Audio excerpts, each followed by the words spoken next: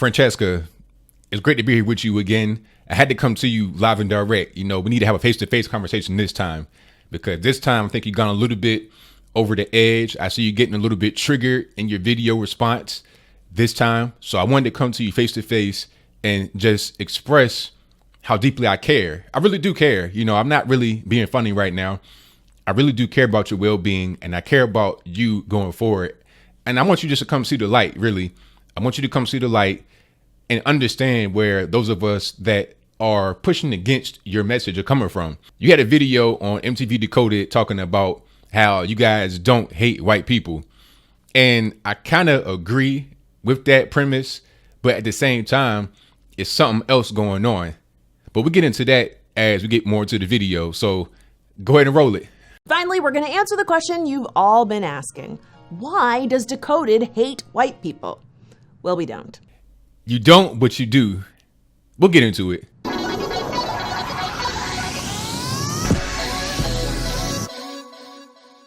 There's overwhelming evidence that implicit racial bias is real, and institutional racism is still rampant in America and abroad today. Well, when you say institutional racism, what do you really mean? Like, what does that really mean? And how is it rampant in America? I really don't understand. As far as I know, any kind of institutional racism is to the benefit of people that are not white. But I'm sure you're going to tell me how that's not true. So continue.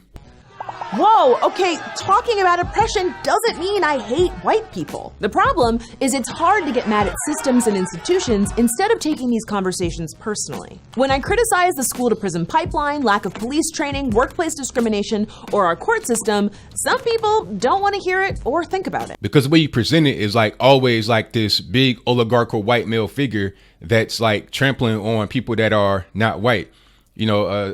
So-called people of color, which I get to a little bit later, but that's the whole thing. That's how you present it. And even in these little images you have on the screen, these little kind of cartoony kind of images, it's like you're kind of targeting the minds of the youth to make them think something that's not true.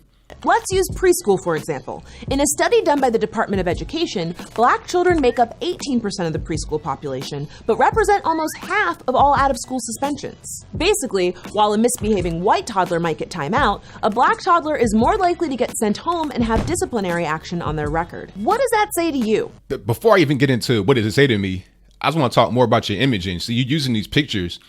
You got a picture of the white teacher, and then you're trying to make it seem as if it's a white teacher that's intentionally targeting the Black student to get more suspensions and whatnot. And then you have the picture of the white male child that's getting time out. You're making it seem as if Black kids and white kids have the same rate of disciplinary problems, but that's just not the truth.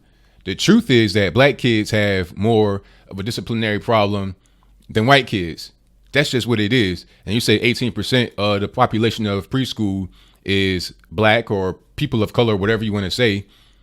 And they're 50% of all disciplinary actions. Well, those same trends carry on into adulthood. You got 13% of the population of the United States responsible for over half of all the murder in the United States. So who do you think is having these children and who's raising them? Some of the same people that go out there and commit a lot of the violent crime that people get locked up for all the time. It's not that Blacks, we're getting unfairly targeted. It's just that we are committing a higher proportion of the crime. It's just simple as that. So when you say, what does it say to me? All it says is that a lot of these crime stats are true. And for you to say that it's a white teacher that's biased against a Black student, how do you know that Black students always have white teachers and that's the only time that they get suspended? Look at Detroit. Detroit is a pure hellhole and most of the teachers are Black there. So how can you sit there and say that it's the white teachers that are to blame? But I digress. Let's move on. For journalists who investigate these kinds of stats, they reach the conclusion that these suspensions are tied to teacher bias. In other words, teachers are more likely to see Black children as threats to their classroom rather than just kids being kids. Kids being kids are not going to just, you got kids and they're going to be kids. They're going to be energetic. They're going to be hyperactive and everything else. But there's a certain level that you cross that it goes into disciplinary problems. It's just that simple. You can't just say, oh, little man is acting up. He's just being a little boy. No, he's acting up. And always remember, all toddlers are monsters. Not really. Not all toddlers. This is a huge problem. Does it mean that all of these preschool teachers are racist? Not explicitly so, but they have bias, just like all of us. And fixing this is even more complicated, including allocating tons of money towards teacher training, childcare resources, and a million other things. I mean, how much money is necessary to make kids act right? I mean, how much money can you give to a person to raise their IQ? I mean, you tell me, how much money can you give to the school system to make someone's home life be better? Because that's really the bottom line here. That's where a lot of the stuff in school, the school problems with the children is emanating from. It's emanating from the household. So what kind of money can you give to a school system that's going to fix what's going on in the household? Do you know that Newark City Public Schools spend the most amount of money per student in all the United States? Mark Zuckerberg gave them $400 million and it evaporated. None of it got down to Raheem, who still cannot read. So let's check in with your feelings. At this point in the video, you're getting a little bit triggered, but let's move on. Are you A, mad at the Department of Education for not training teachers better? B, mad at your state congressional representatives for not pushing for bigger education budgets? Or C, mad at me for talking about this because it's easier to direct your anger towards someone making you feel guilty instead of being angry at the complicated as world of institutional racism? I mean, me, my feelings, thank you for asking about my feelings. I appreciate that, but my feelings are great. I think people are upset at you and what you do because of how you frame it. Like I said earlier, you want to have this big oligarchical white male figure that's like evil and omnipotent and cannot be toppled as dominating all the other people who just can't measure up. In reality, that's kind of a form of bigotry on your end. But beyond that, let's get into what you said, the ABC, whatever. Now, what kind of training is going to make a teacher be able to give Lil Raheem the ability to have a higher IQ? I mean, is that something that you just born with? Is it something that you are taught? What can the teacher do to make Lil Raheem behave better? And you're talking about money. Like I said, what kind of money are you going to be able to give that's going to improve the kids? And the thing about it is, I'm not saying that there's no bad schools. Of course, there's bad schools and there's bad teachers. But the thing about it, people like you don't want to be a conservative and vote for people that are going to give school choice, which can alleviate a lot of those problems. I'm not saying it's going to just automatically fix the disciplinary problems or the education problems, but at least it'll give a little bit of a better environment. Because a lot of kids, sometimes they're intelligent, but then when they put into a class with a bunch of other unintelligent children and a teacher that doesn't care, they're going to be stifled as a result. So the best thing for them to do would be able to choose to go to a better school. But people like you don't want to have that happen. But let's move on. If you chose C, please resist the urge to close your browser and instead keep listening. You might have noticed nowhere in there did I say white people are the problem. That's because these issues are bigger than individuals. It's going to take all of us to advocate for change. See, here you go again. Look at this. Look at the image you have. It's like you have this oligarchical white male figure. He's like suit and tie.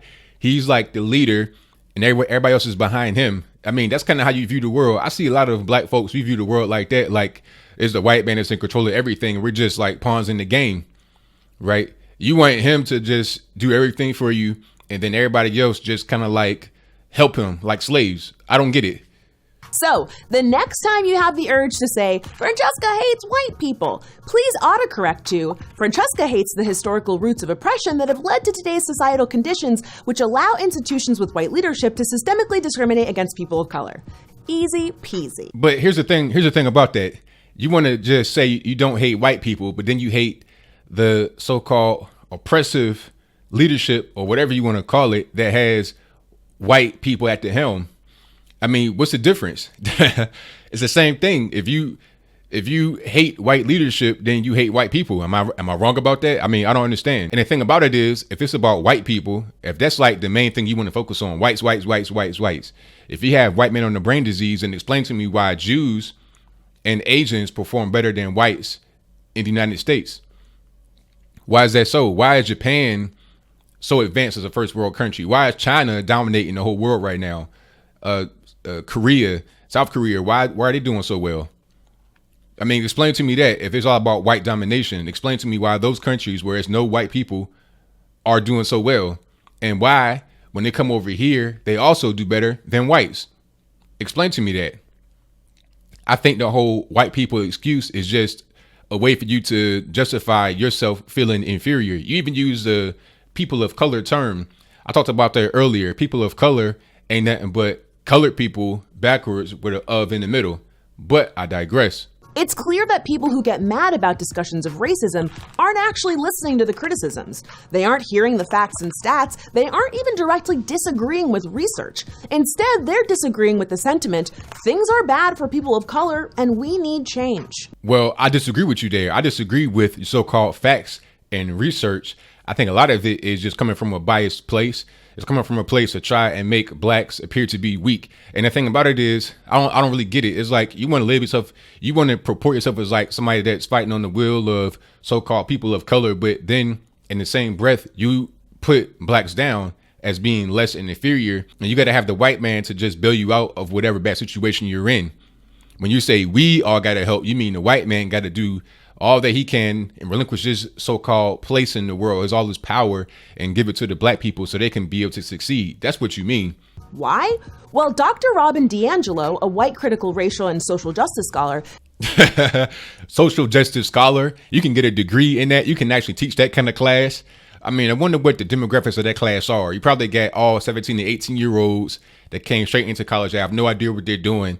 I mean, come on, man. Like this is part of what's going on with the education system. You got people like that. I mean, what good would that class do? Realistically, what good would that class do? The problem with the education system is people like that are in there that do nothing, you know, and then you got kids that don't want to behave. You got parents that don't know how to teach their children how to behave. But I digress. Let's keep moving. Has described the discomfort some white people have towards talking about racism as white fragility. Since white people often grow up in environments where discussing race is seen as taboo, some react defensively when the topic of racism comes up. Dr. DAngelo says this manifests itself as outward displays of emotions, such as anger, fear, and guilt, and behaviors such as argumentation, silence, and leaving the stress-inducing situation. White fragility, huh? That's very interesting. You know, I think a lot of what's going on here is black fragility.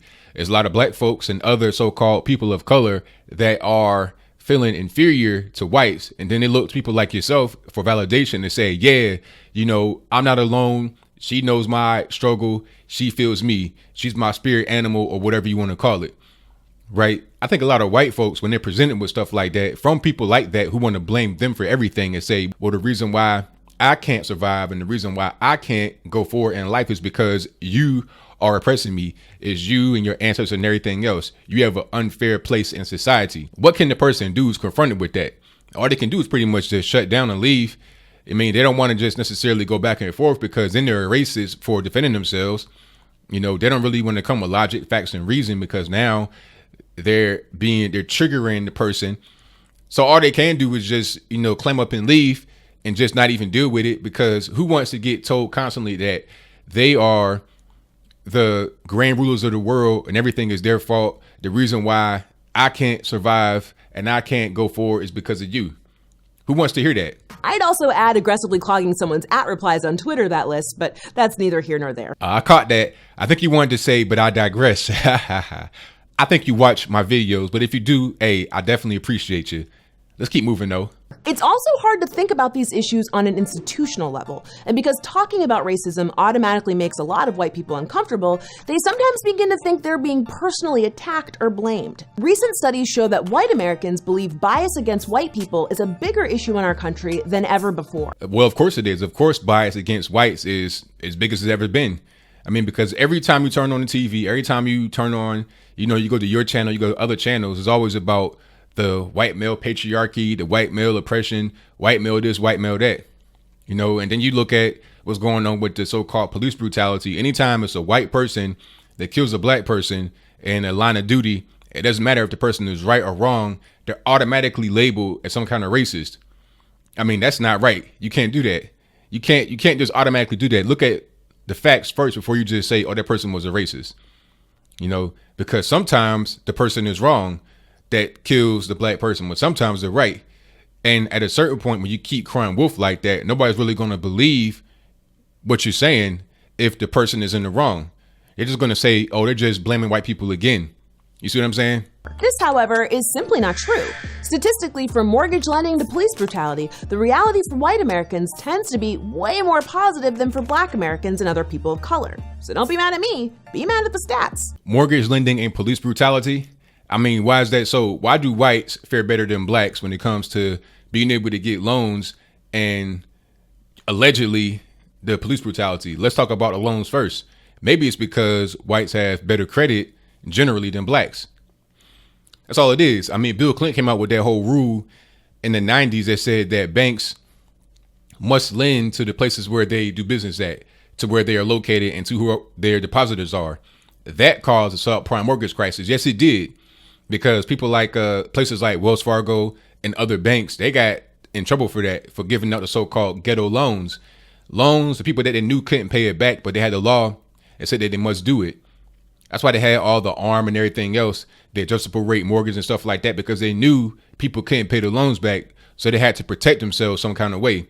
That's what happened. That's the truth. And then about police brutality, I mean, is it even true? I mean, when you look at the numbers, it's probably actually in favor of blacks. You're talking about 13% of the population in the United States, blacks that is, they commit over half of all the murder in the US of A. So at a certain point, the police killing of blacks should line up to that, but it's a little bit lower. It's about 40% of the total police killings are somebody that's black, even though they commit over half of all the murder. So in reality, it's not as bad as what the stats of crime level indicate. A classic example is the bias associated with drug use. White people use drugs at similar rates as black people, but black people are much more likely to go to jail for drug usage because of the way we structure our policing practices. Okay, so when you say whites use drugs at similar rates than blacks, I mean, what drugs? Is it the same drugs or is it different drugs? I mean, you tell me. I don't know. But here's the thing about that. When you say they go to jail at a higher rate, I mean, is it just because of a drug charge? Or is it a drug charge with other charges?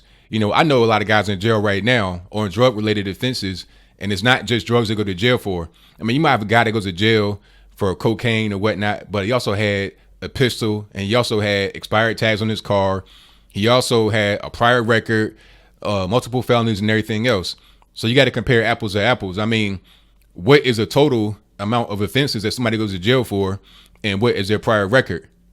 That will tell you more of a story about if there's any kind of bias against somebody because of their race, rather than just looking at, oh, well, they had a drug related offense and they went to jail versus this guy over here.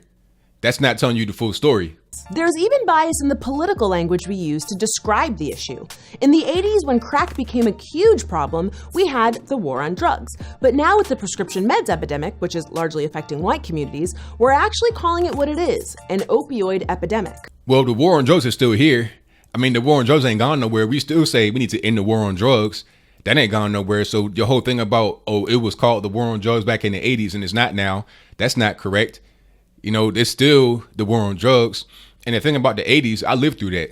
You know, I'm 32. I was a little boy when that happened, like late 80s, early 90s, but I lived through it.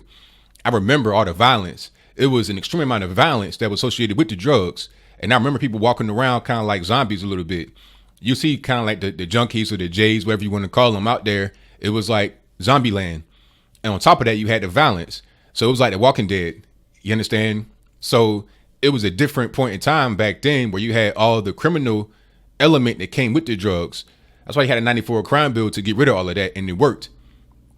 Right now, what's going on today, you don't have the violence associated with it. What you have today is you got mothers passing out in their car with a needle in their arm and the kids in the back crying. There's no gang violence over the drug selling in these small towns. That's just the reality of it. But when these issues are brought up, too often people accuse us of bias against white people. By refusing to engage with the actual issues, the people who shout the absurd accusation, "You're racist against white people," are really just attempting to shut down the conversation. Imagine if we were able to talk about these issues without a mob of angry replies. Or what if people were angry at oppression instead of the people talking about oppression? Or if the discussions were about what policies were needed and what our political leaders could do to help kids stay in school and prevent citizens from being murdered by the police. I mean, but who's oppressing who? Who's oppressing who? You tell me. I mean, as far as I know, it's a lot of these gangbangers in these low income areas that are oppressing the people that are in the community that are just innocent, regular citizens that put them in harm's way, that have gang warfare. And you got little kids, 9-year-old girls, babies and everything else that are caught in a crossfire and get killed every single day. And that's who's being oppressed. And there's also oppression coming from the people that they vote into office a lot of times, the Democratic Party, that does not allow them to have guns to protect themselves away from the criminal element, right? You get all the people that say, oh, we need to have gun control. Gun control only affects law-abiding citizens. It does not affect the criminals. They get their guns from wherever they want to get them from, and then they come and terrorize people that are defenseless to protect themselves. So we say that when we talking about oppression, who's doing the oppression? You're talking about citizens getting killed by police. You're acting like it's just regular people like Mary Poppins walking around and just get gunned down by police for no reason. 99 times out of 100, when somebody gets killed by police, it's because they were a criminal combatant. They were armed, they were dangerous, they're high on drugs, or whatever the case may be. That's the reality. You gotta stop protecting these people that are out there committing a crime against black people as some kind of martyr or some kind of, some kind of angel, and they're not. It's just that simple. And I think that we need to just realize that and stop playing games. Imagine if people who think I'm racist against white people found something they enjoyed online instead of watching Decoded every week and complaining in the comments. You want a conversation, but the things that you're sending out there are not going to invoke a positive response most of the time. So, you ask for something that you don't really want.